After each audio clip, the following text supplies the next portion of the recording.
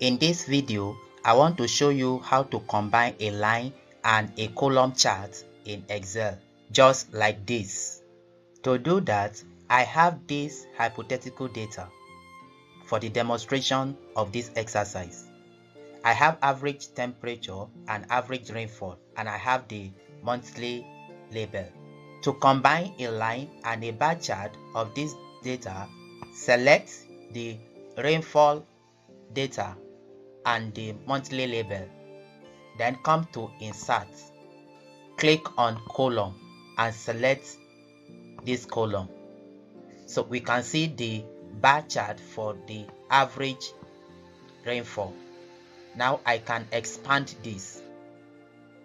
I can equally remove this grid line by clicking on the grid line, right click and format grid lines, and I'll select no line and click on close. Now the second thing to do is to create bar chart for the average temperature. So to do that, right click on this area and click on select data.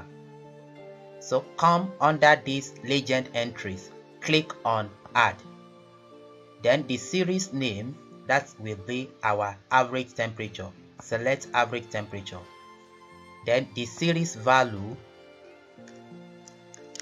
select the average temperature value, just like this, and click on OK.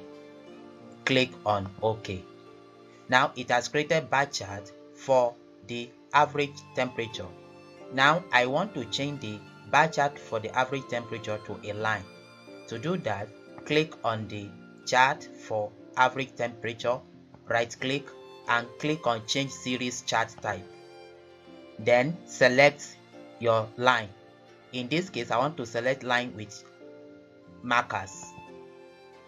Click on it and click on OK.